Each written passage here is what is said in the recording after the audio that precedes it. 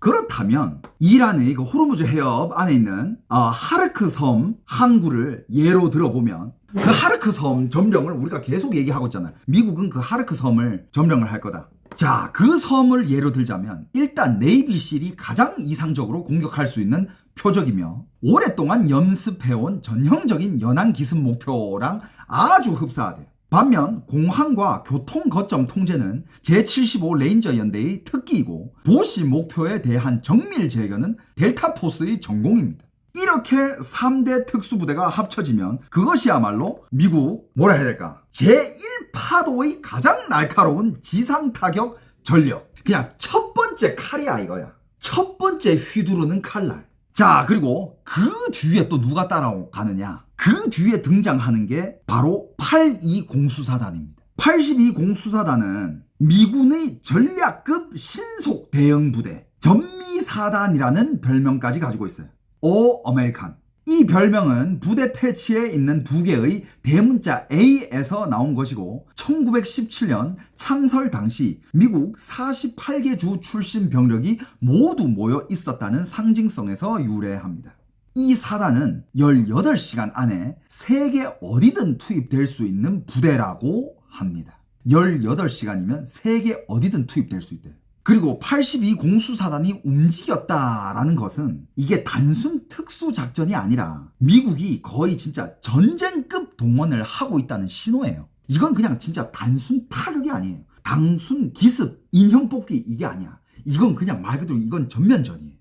특히 이번에 이란 인근으로 이동한 것이 크게 주목받은 이유는 82 공수사단의 등장이 미군이 일정 구역을 점령하고 안전지대를 구축하는 지상 점령 작전을 염두에 뒀을 가능성이 크다라는 거죠. 그러니까 이게 많은 사람들이 하르크 섬만 점령하면 그 주위에서 또 위험한 요소들이 많을 텐데 그 주위에서 막 드론으로 이 섬을 공격을 하고 하르크 섬을 점령한 미군들을 공격하면 그게 얼마나 버틸 수 있겠냐. 그건 너무 위험하다. 그러니까 지금 미국이 생각하고 있는 거는 예를 들어서 이게 하르크 섬이야. 이게 하르크 섬이고 이게 이제 이란 대륙이라고 쳐. 그러면 하르크 섬뿐만 아니라 그 주위의 섬이랑 이란의 그 주변 변두리까지 다 점령하겠다는 거예요.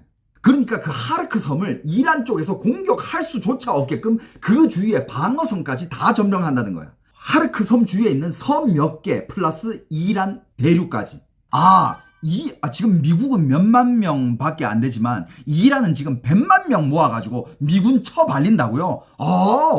네, 여러분들 여기에 대해서는 제가 무슨 말 하지 않겠습니다. 여러분들 댓글 많이 달아주세요. 여러분들 누가 내 방송에 와서 미군은 몇만 명밖에 안 되고 이란이랑 지금 거기 뭐 후티 반군 얘네들은 총 합쳐가지고 100만 명 되니까 미군 처발리기 일보 직전이래. 지금 전 세계에서 유일하게 미국이 질 것이고 이란이 이길 것이며 그 중에서 우리는 평화를 유지하며 새로운 리더가 될 것입니다 라고 외치는 나라가 딱 한 개 있어요. 중국이야 그게. 그 스탠스를 가지고 있는 나라 딱 한 개입니다. 그 중국인데 야 우리 대한민국 공중파 뉴스 채널에 그 중국 애들이 와서 댓글 다나? 난 그게 한국인이라는 게 믿겨지지가 않는데 중국인이 단 댓글들 아니까 그거? 자 그렇다면 현재 투입된 82 공수사단 한 개 여단의 규모 이것만 봤을 때 가장 가능성 있는 작전은 섬 탈취 작전일 수 있습니다. 혹은 호르무즈 해협 주변의 다른 핵심 목표물 확보에 쓰일 수도 있습니다. 공수사단의 장비는 특수부대와 꽤 다른데 경차량과 경포를 공수로 함께 실어보내며 비록 중전차나 중포는 없지만 특수부대와 비교하면 훨씬 더 무거운 화력과 유지력을 가진 부대라고 합니다. 특수부대가 보통 헬기로 이동하고 최대한 경량화된 상태에서 제한된 화력을 갖는 데 비해 공수사단은 공항, 협곡, 교량을 장악하고 적 후방으로 급강하해 도로를 끊고 작전 차원의 포위를 만드는 역할까지도 수행합니다. 때로는 전선이 흔들릴 때 예비대로 투입되어 질서 있는 철수를 보장하는 역할도 합니다. 즉 85 공수사단의 등장은 최소한 한 지역을, 한 도시를 목표로 움직이는 것으로 봐야 된다라고 해요.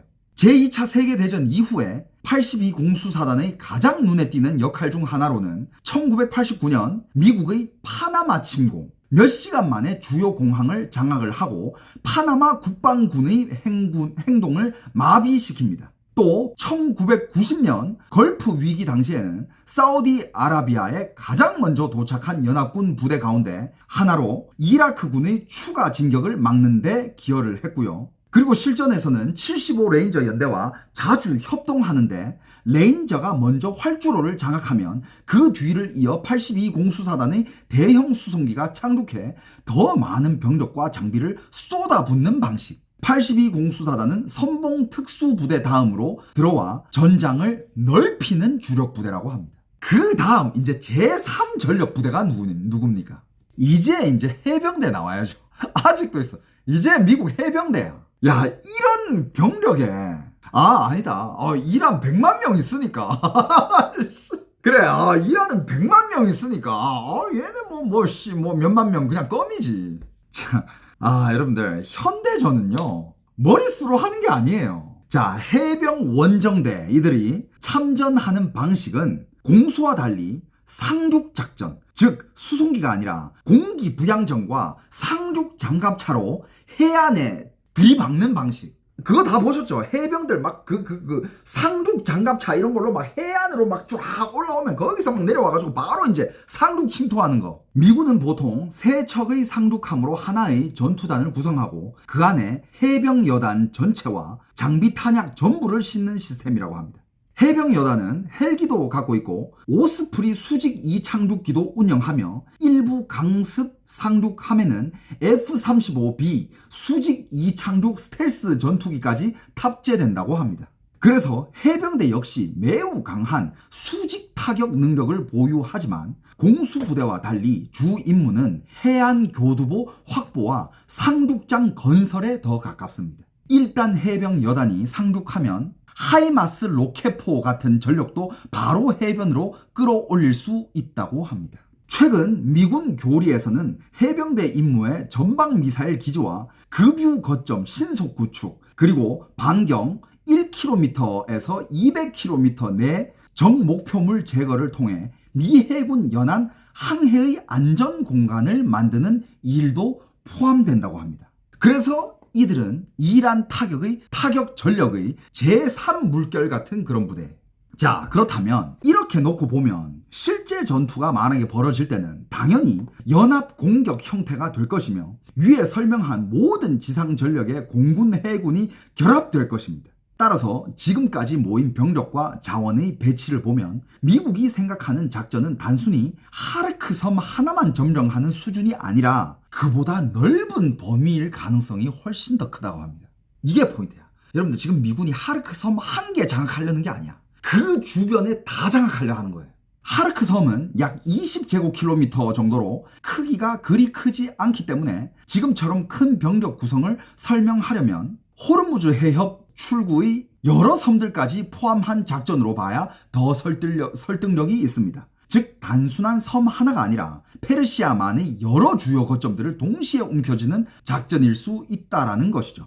하르크 섬만 점령하면 그 섬에 남은 미군은 이후의 보급이 쉽지 않은 상황에 놓여지게 됩니다. 페르시아만의 지형을 보면 하르크 섬은 좀 안쪽에 있고 입구가 호르무즈 해협인데 결국 하르크 섬에 미군을 안정적으로 보급하려면 보급선이 호르무즈 해협을 안전하게 통과를 해야 되는데 그렇다면 그 호르무즈 해협 자체를 확보를 해야 돼요. 물론 공중 수송이라는 방법도 있지만 비용이 너무 크고 다른 선택지는 페르시아만 주변 타국의 항구를 보급지로 활용하는 것인데 그러려면 그 국가들이 협조가 필요한데 하지만 카타르나 오만 같은 나라들은 아직 중재자 역할을 하고 싶어 하기 때문에 대놓고 미군을 지원하면 중립적 지위가 붕괴될 수 있으니 그들은 좀 협조가 힘들 것 같고 그래서 가장 단순하고 직접적이며 효과적인 방법은 미군이 스스로 페르시아만의 안쪽과 입구를 동시에 장악하는 것. 그러려면 섬 여러 개와 이란 연안까지 다 장악을 해야 됩니다. 그러면 호르무즈 해협의 전략적 섬들인 대툰부섬, 소튼부섬, 그리고 아부무사섬까지 같이 점령해야 한다는 분석이 나옵니다. 그러니까 저는 항상 하고 싶은 게 정말 정말 많은 평론가들이 있잖아요. 그리고 대한민국 공중파 언론도 있고 저것 때문에 미군은 전멸을 하게 될 거다. 저런 요소 때문에 미국은 극한 위험에 처하게 될 거다. 저런 요소 때문에 미군은 전멸할 거다. 이런 기사들이 많잖아요. 근데 그런 거 때문에 어떤 위험이 있을 거다라는 이런 거를 그 전쟁하는 양반들이 그걸 모를까? 그 맨날 전쟁만 연구하고 시뮬레이션만 돌리는 사람들이 그걸 모를까? 그러니 저는 그렇게 얘기하고 싶어요. 대한민국 공중파에서 얘기하고 있는 그런 상황들은 벌어지진 않을 것이다. 안 그래요? 여러분들 상륙 작전 했다가 미군이 전멸할 것 같습니까? 전 절대 그렇지 않다고 봐요. 물론 많은 전문가들이 이 작전은 결코 쉽지 않은 작전이 될 것이라고 말을 합니다. 군사 분석가들 사이에 비교적 널리 펴진 견해로는 이런 섬들은 이란 해안선과 너무 가깝다. 가까운 곳은 20km도 안 되고 멀다고 해도 70여 km 수준이라고 합니다. 미군이 섬만 점령해서는 안 되고 반드시 이란 본토 쪽 해안선을 대규모로 제압해야 한다. 그렇지 않으면 미군은 섬에 상륙하는 순간 곧바로 이란 해안 화력의 사정권 안에 들어가는 표적이 되기 때문에. 그래서 여러분들 미군은요 동시에 이란 연안과 하르크 섬 그 주위에 있는 섬들 동시에 점령할 거야. 이거는 진짜 아마 역대급으로 큰 규모의 전쟁이 되지 않을까. 그리고 상륙 이후에는 미군은 바로 그 상륙한 모든 미군들을 감싸는 안전장치를 만들어야 하고, 이 장치는 단순히 섬만 덮는 것이 아니라 이란 해안 안쪽의 상당한 지역까지 포괄해야 할 것이라고 합니다. 결국 이것은 이란의 해안 방어 미사일 진지, 이른바 벌집 같은 드론 발사 거점, 그리고 해안포, 전력 대부분을 모조리 제거해야 함을 뜻합니다. 그래야만 보급선이 해협을 통과할 때 살아남을 수 있습니다. 이런 목표를 달성하려면 이란 해안 쪽 산악지대에 대한 사실상의 융단식 수색과 감시가 필요한 상황이고요. 이를 위해 MQ-9 리퍼 같은 무인기가 24시간 공중 대기해야 하고 A-10 공격기의 순찰, 그리고 지상 특수부대의 협조까지 필요하게 될 것이라고 합니다. 스케일이 장난 아니에요. 이런 고밀도 순찰과 통제는 엄청난 인력과 물자를 요구하며 돈도 많이 태우는 그런 작전이에요. 하지만 지원 압박은 장기적으로 이란 쪽이 훨씬 더 클 거라고 봅니다. 왜냐하면 하르크 섬과 호르무즈 해협을 점령당하면 이란의 재정은 즉각 붕괴할 수 있고, 여기에 전력망 포격까지 겹치면 군수 산업과 경제 시스템 전체가 빠르게 붕괴할 것이기 때문입니다. 물론 그 붕괴가 정확히 얼마나 걸릴지는 아직 예측하기 어렵기 때문에 트럼프 역시 쉽게 최종 결정을 내리지 못하고 시간을 더 벌면서 마지막 일격을 지금 준비하고 있는 그런 상태라는 거예요. 계속 이란한테 연기를 해주고 5일 연기해줬다가 10일 연기해줬다가, 이걸 이란이 무서워서 미국이 깨갱해서 미군은 그냥 한 방에 끝내려고 아주 제대로 준비하고 있는 거예요. 왜냐, 이거 한 방에 안 끝내면 진짜 장기전으로 들어가고 그럼 더 막대한 돈을 쏟아붓게 되고 미국도 그걸 원하지 않아요. 트럼프는 빨리 이기는 걸 원해요. 그래가지고 그냥 이렇게 계속 지원 들어가면서 전쟁 그냥 한 방에 빠박 그냥 싹 이걸 원해요. 이라크 전이라는 그 전과가 있기 때문에 그 실수는 두 번 다시 반복하지 않을 겁니다. 돈이 한 방에 많이 들어가더라도 짧고 굵게 한 방에 끝내는 걸 원할 거예요. 자, 그럼 요쯤에서 또 중국 얘기를 살짝 해보자면, 이란은요 중국에게 정치적으로도 지역적으로도 아주 동맹국일 뿐만 아니라 중요한 에너지 공급원이기도 하기 때문에 중국이 과연 미국이 이란전에서 수렁에 빠지길 바라는지 아니면 빨리 끝나길 바라는지가 아주 흥미롭죠. 미국이 정말 다음 단계에서 호르무즈 해협과 이란 석유 수출 통로를 장악하게 된다면 미군이 진짜 거기를 완벽하게 장악을 하잖아요. 유지 비용은 당연히 적지 않겠지만 물론 미국도 거기서 가져가는 게 있겠죠. 걔네들이 얼마나 이 비즈니스에 능한 새끼들인데. 미국이 일단 호르무즈 해협과 하르크 섬을 장악을 하잖아. 경제적 타격은 누구한테 커요? 중국한테 완전 치명적이에요. 호르무즈를 통해 수송되는 원유가 중국 전체 원유 수입의 3분의 1 이상을 차지한다고 합니다. 따라서 전쟁이 길어져 미국의 국력을 소모시키는 것처럼 보이더라도 이란이 훨씬 더 빨리 소모되고 그 뒤를 이어 실제로는 중국이 더 빨리 피를 흘릴 수 있는 그런 구조예요. 그러니까 제가 항상 얘기하잖아요. 베네수엘라, 이란, 미국한테는 다 에피타이저. 메인 요리는 중국이에요. 근데 지금 미국은 아직 메인 요리까지 가지도 않았잖아요. 메인 요리까지 가기 위해서 이제 에피타이저 지금 즐기고 있잖아. 근데 지금 에피타이저 먹다가 미국이 체하겠어? 본 요리도 즐기기 전에? 미국은 저기까지 이미 계산한 상황에서 지금 이 길을 가고 있는 거기 때문에 중국까지 가기 전까지는 내가 봤을 때는 미국은 물론 뭐 시간적인 변수가 있을 수는 있겠지. 하지만 뭐 그 끝에 정해놓은 그 목표까지 가는 데는 문제가 있지는 않을 것 같습니다. 자, 그리고 또 어떤 사람들이 이렇게 얘기해요. 유가 상승과 세계 경기 침체가 미국 경제를 때릴 것이라고 생각을 하고 있지만 그렇게 단순하진 또 않습니다. 자, 세계 경기 침체가 오면 무역량 자체가 줄어드는데 현재는 미국보다 중국이 수출 의존도가 훨씬 더 커요. 2009년 금융위기 당시를 예로 들면 세계 GDP가 실제로는 1.8%가 감소했지만 세계 무역액은 9.9%가 급감했다고 합니다. 그래서 중국 공산당은 같은 일이 반복되는 것을 아주 두려워하고 있는 그런 상황이에요.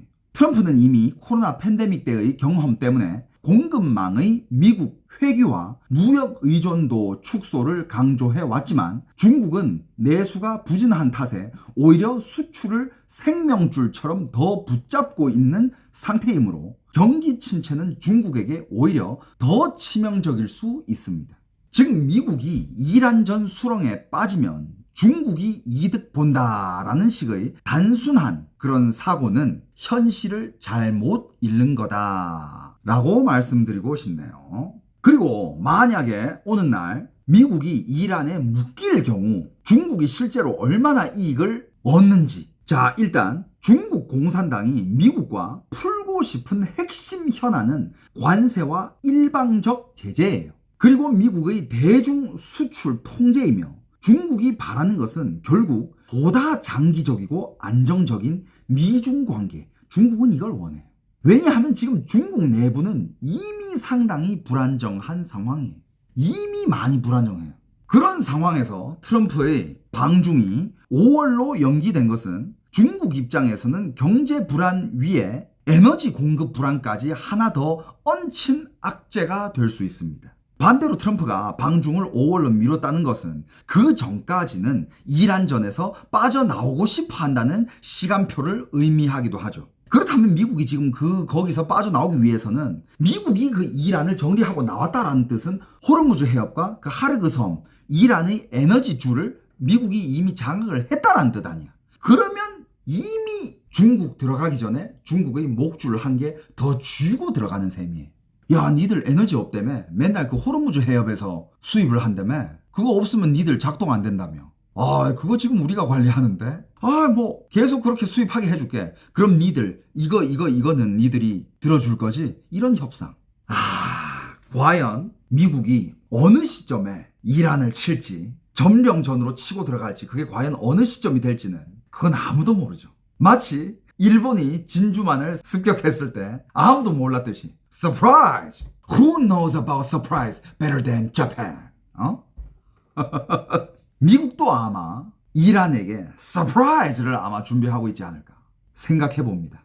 여러분들은 어떻게 생각해요? 지상군 투입하면 전쟁 길어질 듯? 근데 제가 하고 싶은 얘기는 물론 이 전쟁이라는 게 절대적인 건 없어요. 하지만 트럼프가 시진핑이랑 만난 날짜를 5월 14일부터 15일이라 그랬잖아요. 그러면 그전에는 끝내겠다는 의지야. 미국 입장에서는 5월 14일, 15일 시진핑 만나기 전에 끝내고 가야 된다라는 의지예요. 이건 미국의 의지야. 그 의지대로 될지는 모르지만 미국은 5월 14일 전으로 끝내는 거를 원할 거고 그렇게 만들 거라고 저는 생각해요. 그냥 이란이 그냥 협상하고 경제 개방하고 그러면 훨씬 더 나은 미래가 있을 텐데 진짜 왜 그럴까? 왜 그렇게 버티는 걸까? 방금 발표한 거 봤네요. 4월 1일부터 중동 내 미국 기업 표적으로 삼겠다 하면서 애플, 메타, 구글, 엔비디아 등 얘네들 타격한다고 이란이 발표를 했네요. 그죠? 그러니까 여러분들 이건 단순한 전쟁이 아니라 이란 얘네들은 그냥 민간인까지 사살하겠다라는 뜻이에요. 이건 기업을 때린다. 기업 안에 다 민간인들인데 그 안에 뭐 미국 사람만 있어요? 그 기업 건물 안에? 중동 사람들, 지들 친척들 다 있을 텐데 그냥 학살하겠다는 뜻이야. 여러분들 이란의 이런 미친 테러 분자들은 없어져야 돼요. 세계에 존재해서 안 될 악입니다. 이거는 사람을 학살하겠대잖아. 이거는 그 무엇 정당한 이유가 없어요. 아무 이유. 그러니까 지들 국민들도 정부 반대 시위 나오면 죽이는 애들이, 이건 그냥 테러 집단, 범죄 집단이에요. 이런 악마 같은 집단은 없어져야 됩니다. 이스라엘 잘못보다 이란이 더 잘못했다고 생각하나요? 핵 보유 자체가 전 잘못됐다고 생각합니다. 그리고 그런 식으로 몇십 년 독재했죠? 40년 독재했나요? 그것도 전 잘못됐다고 생각해요. 여러분들 60년대인가 50년대인가 그때 이란의 모습 영상 보신 적 있어요? 그때는 정말 자유로웠어. 정말 할리우드 못지않은 그런 세련미가 있었다니까. 근데 어느 순간 독재를 하면서 여성들은 아무 자유가 없어지고, 미국이랑 친할 때 그렇지, 비키니 입고 미니스커트 입고, 그러니까 독재는 죄악입니다. 전 독재는 그 무슨 이유가 있어도 난 그건 잘못이라고 봐요. 독재도 독재 나름이라고 생각한다고요? 그것도 어느 정도 일리 있는 얘기인데, 그러면 싱가포르처럼 만들든가. 여러분들 싱가포르 독재인 거 알죠? 근데 싱가포르는 국민들이 너무 편해가지고 일을 안 하려 그래. 진짜 너무 잘해줘도 문제야. 싱가포르 독재예요. 싱가포르 독재인데 싱가포르 사람이라는 이유만으로 교육을 자기가 받고 싶은 대로 마음대로 받을 수 있고요. 일도 자기 마음대로 할 수 있고요. 집도 나라에서 싸게 주는 거 그냥 들어가서 살면 되고요. 일 안 하면 보조금 나오고요. 그러니까 젊은이들이 일을 안 하려 그래. 이것도 부작용이 있어. 그것도 문제야. 이게 그래, 좋아. 독재를 잘해가지고 국민들 다 잘 먹고 잘 살게끔 해주는 독재도 좋은데, 그렇게 되면 진짜 온 국민이 나태해져요. 적당한 경쟁은 있어야 돼. 그게 자본주의야. 그래서 전 여전히 잘된 독재라도 아니라고 본다. 잘된 독재면 똑같이 다 잘 산다는 뜻 아니야. 똑같이 잘 살면 그 다 똑같이 못 사는 거랑 뭐가 달라. 사람과 사람 사이에는 역할이 따로 있어야 되고, 꿈이 따로 있어야 되고, 하는 일이 다 갈라져 있어야 되는데, 똑같이 다 잘 먹고 잘 사니까 그럼 똑같이 나도 일 안 해. 이게 뭐야 이게. 이게 뭐 동물이야 인간이야 이게. 그래서 물론 또 이제 역사적으로 거슬러 올라가 보면 그때는 뭐 이제 독재하던 그런 시기가 있었잖아. 전 세계가 다 독재였고. 근데 나중에 그런 게 이제 점점 풀리면서 이제 인권 운동 이런 게 생기면서 이제 자유민주주의 뭐 이런 게 생기면서 점점 이제 독재였던 나라들도 민주주의 국가로 변했는데, 지금 세상에서는 독재는 아니라고 봐요. 특히 그런 무슨 뭐 종교? 말 같지도 않은 걸 뭐 등에 업고 뭐 사람을 다스린다고? 뭐 종교를 위해서 희생을 하라고? 목숨을 바치라고? 말 같지도 않은 소리를 어디서 약을 팔고 있어. 그게 이란이고, 맞아, 그게 이란이고, 북한도 비슷한 맥락이고, 중국도 비슷한 맥락이지만 중국은 그래도 상대적으로 조금 자본주의를 좀 더 많이 도입을 했고, 중국은 좀 이상해요. 사회주의 국가지만 그 어느 나라보다도 자본주의적이고, 빈부격차가 심하고 계급이 확실히 나눠져 있고. 근데 지들은 우린 뭐 공동부유한데. 웃기는 새끼들이야 거기는 진짜. 공동부유할 거면 다 같이 부자여야지. 중국의 상위 0.1%만 부자야. 그러면서 공동부유를 외쳐. 말 같지도 않은 소리지. 아직도 공산주의는 평등하다라는 소리를 하는 사람이 있다고요? 불쌍한 인간이죠. 그리고 맞아, 공산주의는 없어. 맞아, 그 말이 맞아. 공산주의는 그 공산주의 안에서 거기에서 제일 위에서 독재하던 그 새끼가 만들어낸 허상일 뿐이야. 공산주의는 없어. 그게 맞아.